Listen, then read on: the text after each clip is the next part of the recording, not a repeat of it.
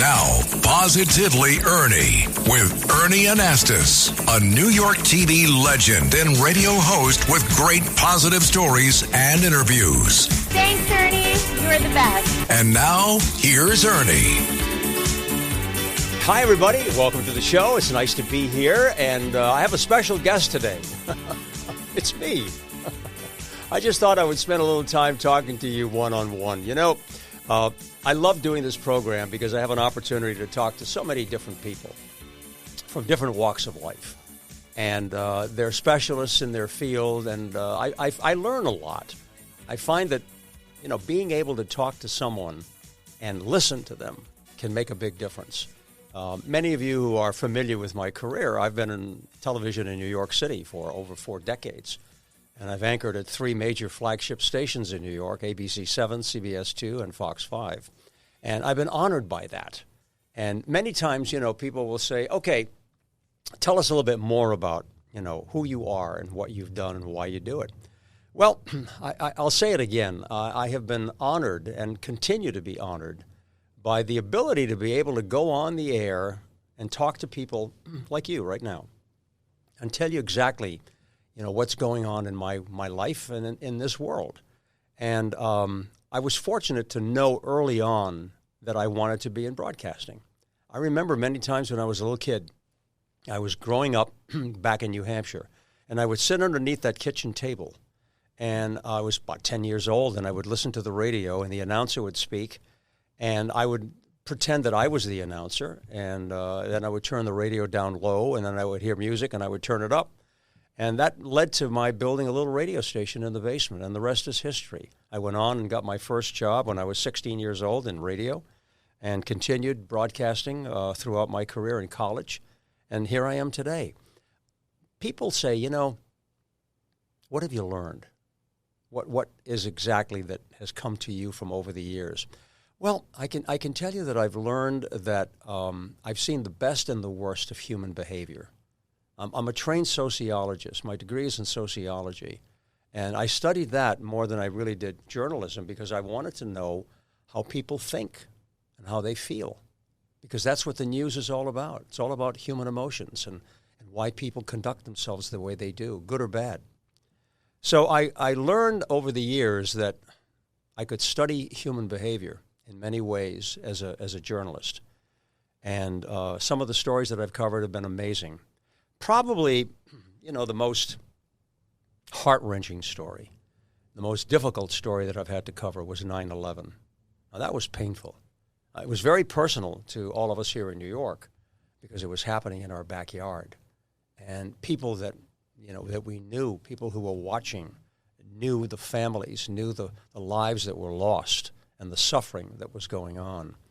I lost friends at 9/11. And covered that story was a painful thing to do for months, actually years, when you think about it, all the anniversaries, and bringing back a lot of the memories. But covering the story from day one was just mind-boggling. I mean, could you believe it? Could I believe it? What was happening before our very eyes? Devastating story, and that has stayed with me forever. But, you know, there have been other stories that I've covered in New York, you know, some of the great World Series. That's been fantastic. Desert Storm Parade. I also remember traveling to London to cover the death of Princess Diana, and also John F. Kennedy Jr.'s tragic crash in Massachusetts. There are so many different stories that I've covered that have been sad and some that have been really exciting. But probably the most interesting stories that I cover are about people. And I remember talking to a woman who was 100 years old. I think she was from Brooklyn. And she was just so dynamic and so enthusiastic about life. I mean, she was talking about politics. She was talking about social issues. And I said, you know, this is what I like. I like to talk to people and learn more about how they feel, how they think, and what's made them who they are. And this woman was the epitome of what a Greek philosopher once wrote. And you have to listen to this. He said, I have a wish to die young, but as late in life as possible. Isn't that good? You're talking about having a youthful heart and a youthful spirit and not feeling like you've done everything. You've been there, you just don't have anything left. You have to have all kinds of good things in your mind, dreams and goals and desires to continue your life and to be able to make a contribution and to learn and to develop yourself. That is something that you have in your soul and in your heart, a youthful spirit, a youthful attitude. I read a lot of books. I brought one to the studio today, and this is called Where Will You Be 5 Years from Today? I love this book. It's a terrific book, and there's a guy named Dan Zadra who puts it together and comes up with all kinds of questions. I mean, if you open it up, you start to decide, what page you want to stay on and what paragraph you want to work on. Decide what's next in your life and strategize how to get it. I mean, that's a great chapter. Just figuring out who you are and what you want to do with your life. Choose your mission. Your life is worth a noble motive. Deciding what your goals are, who you want to be and why. What gifts have you been given? Is another one here that's called, What Will You Do With Your Talents? What will you do with your talents? You ever think about that? These are questions that I like to ask myself, and I like to ask other people because you learn from them. And I think that my motivation today, after doing the news for so many years, is to be on the air and to present positive news you can use. If there's a problem, how many times did I go on the 11 o'clock news and I said, good evening, and then told people why it wasn't?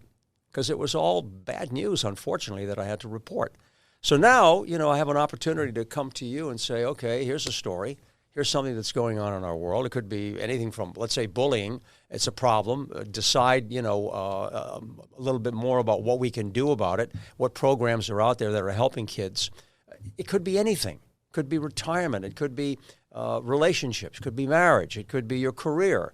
I like to look at subjects and be able to find out what can we do to let you know what's being done to make whatever it is better. Thinking out loud with you, some of the people that I've interviewed, my goodness, I made a list one time. You won't believe this, but I sat down and I made a list. I said, okay, let me talk about the people that I've interviewed. Are you ready for this? I'm going to bore you a little bit. All right, here we go.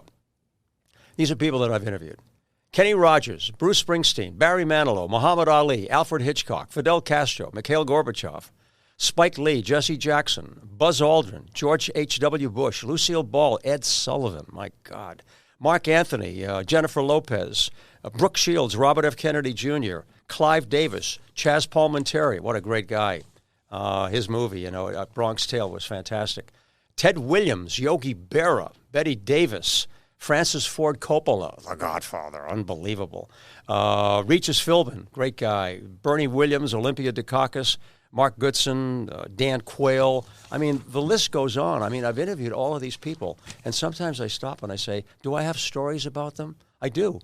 Cat Stevens, what a great performer. His real name is Steve Georgiou, by the way. He's born in London, happens to be of Greek descent. What a great interview I had with him. Frank Gifford, Kathy Lee Gifford, Dan Rather, Douglas Edwards, one of the first news anchors in New York, and also Walter Cronkite, who happened to be one of my mentors. Walter was a genuine human being. Couldn't have been any better than him. I mean, they named him the most trusted man in America, and for a reason. The man had integrity. He had credibility. He cared about what he did. I remember talking to him, and he would say to me, Ernie, he had voice that he had, Ernie, let me tell you something now. He was talking about the news business, and he said, we're watchdogs. We're not attack dogs, and we're not lap dogs, but we're watchdogs. We go out there, and we just look to see what's going on, and we bark and let people know what's going on and let them decide what action they want to take, informing people. And he believed in credibility, and he believed in sources and making sure that all of our information was factual and correct and not opinionated. If you're running a retail business, don't let disorganized order fulfillment cause chaos. Use ShipStation instead. From running a business out of your garage to multiple warehouses, ShipStation is ideal for every phase of your growth. Save time with one login for all your stores and by automating tasks. Plus, you'll get the best shipping rates from global carriers. Calm the chaos with the shipping software that delivers. Start a free trial at shipstation.com/audio. That's shipstation.com/audio. Plan on flying? It's time to upgrade to a real ID. Because in order to board domestic flights, your driver's license or state-issued ID must be a real ID, or you'll need another acceptable form of identification. So don't wait. Find out how to get your real ID at tsa.gov/real ID. That's tsa.gov/real ID. Or visit your local DMV. And then you'll be cleared for takeoff. I'm just curious if you want to hear one or two stories. Peter Allen, he was a great songwriter and a performer. And I remember talking to Peter one time. We were in a cab. We were going to a restaurant in New York. And he wrote so much, in his career. But he wrote the theme, from Arthur's Theme, the movie with Dudley Moore and Liza Minnelli. And he was telling me a story one time. He said, the theme, Arthur's Theme, he said, I had a difficult time coming up with certain lines. He said, and I was flying back from Los Angeles to New York, and I'm in an airplane, and we're circling the airport, Kennedy Airport, and, whatever the weather was, and there was some kind of backup. And he's circling around, and he's looking up at the sky, and he's looking in the plane, and he's stuck. He's writing this song, and he said, okay, if you get lost between the moon and New York City. You know that song? If you get lost between the moon and New York City. It's crazy, but it's true. The theme from Arthur's movie. And that's where it came from. He was just sitting on an airplane, and, the inspiration. When I hear stories like that, I love it, because it's like I learned something, and it's so real and so tangible. Here he was experiencing that. He wrote it, and he put it in the song. I love it. I'm bringing back some older names only because, I've done certainly other current interviews, but Alfred Hitchcock, who was always an amazing figure. He had a program, aside from his movies, Alfred Hitchcock Presents. He had that profile, remember? Da-dun, da-dun, da-dun, da-dun, da-dun, da-dun. Anyhow, I'm sitting there and I'm having lunch with Alfred Hitchcock and maybe 5 other journalists at kind of a private gathering. He was in town for some event. And I'm sitting here talking to him, and I said, Mr. Hitchcock, how do you come up with all of these amazing ideas? You have all these movies that you work on, and Alfred Hitchcock Presents. It's a TV show every Sunday night. How do you come up with all of these things? And he said to me, ideas come to me at the most inopportune time. I said, really? He said, yes. He said, sometimes I get an idea, and it just comes to me suddenly. That's like genius. And I said, and what do you do? He said, I write it down on a piece of paper. Really? He said, yes. He said, and I collect all of these so that I can remember them, and then I can write a story about it. So I was really moved by that, and I was just sitting there quietly for a moment while we were having lunch. And he reached into his pocket. I can see him now. He reached into his pocket, and he slammed down on the desk. And there was a bunch of papers, little pieces of paper. And he said to me, the future. I said, what was in there? The birds, what movie was he working on? What series was he developing? And he had these things written down on a little piece of paper. Isn't that fabulous? Again, like I was talking about Peter Allen, tangible stuff.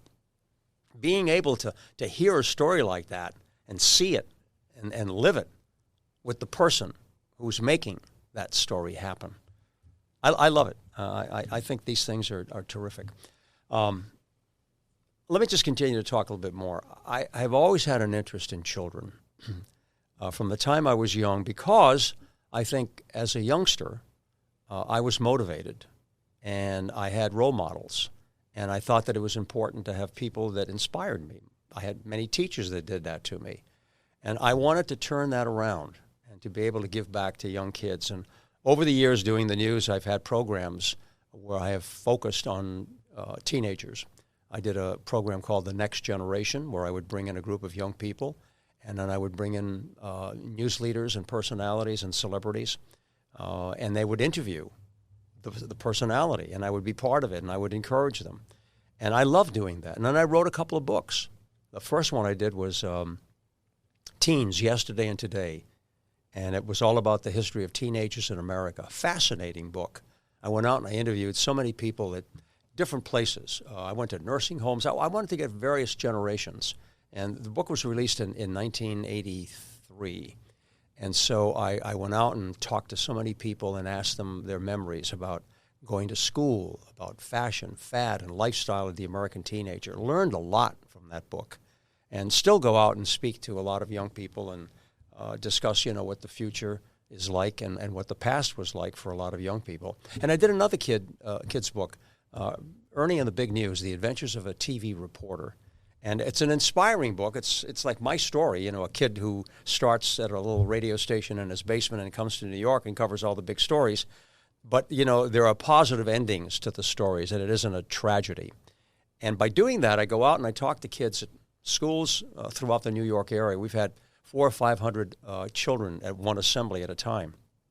And through a charity, St. Francis Food Pantries and Shelters of New York, we've donated over 20,000 books to young children in New York. But what I love about this is that when I talk to them, I tell them that this book is about becoming the best that you can be. Dream big. How can you make the world a better place? And I want them to choose a career that can reflect that. And when I tell them the story about how I was interested at a very early age by having my little radio station down in the basement, and it was my natural desire, and I followed that, I asked them what they want to do. And you'd be surprised how these little kids in elementary school just light up. They light up when you talk to them. And they start talking about something that they're interested in. Could be sports, could be painting. I remember one kid was telling me about being interested in fish. Had a wide collection of fish, like an aquarium. And I said, maybe you should think about a career that's related to that. It could be something that you're really interested in. Like you could be an oceanographer. You could study something. You could be a professor. You could do something that brings you closer to your natural passion. And I love that. I love it when I see these kids just get so excited about what they're doing and encouraging them. Do you know how much we need that? You know how important it is for us to give our young people especially an opportunity to feel self-esteem. That's one of the greatest gifts you can give a child. As a parent, I can tell you that. Self-esteem. They have to feel good about themselves. They have to know that they have a future, that they have a talent, they have a gift. There's only one of them. No one has your fingerprints.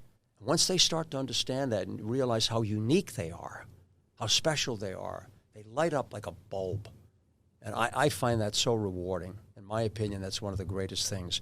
I'll leave you with this thought. One of the things people always ask about, if you're successful, and I've been fortunate to be successful in my career of broadcasting, and I say, don't strive for success. Strive for significance.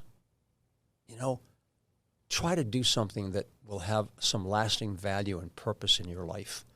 Success is good. I mean, you work hard at what you want to do to try to provide for yourself and your family and your loved ones and certainly be able to do good for other people.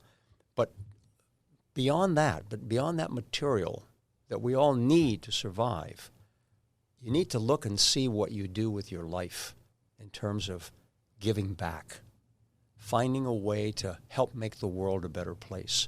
And this is what I do with young people, and this is what I'm sharing with you today. It's kind of fun to do this. I got papers galore, things that I could talk to you about. And maybe we'll do it the next time. I hope you enjoyed this. If you did, drop me a line and let me know, and then we'll continue these kind of personal one-on-one talks, okay? I hope you enjoyed it, because I did. I just kind of sat here and rambled on, but it was fun for me to do that. Have a great day, everybody. Enjoy yourselves and stay positive, okay? Talk to you soon. Americans love using their credit cards, the most secure and hassle-free way to pay. But D.C. politicians want to change that with the Durbin-Marshall credit card bill. This bill lets corporate megastores pick how your credit card is processed, allowing them to use untested payment networks that jeopardize your data security and rewards. Corporate megastores will make more money, and you pay the price. Tell Congress to guard your card, because Americans lose when politicians choose. Learn more at guardyourcard.com.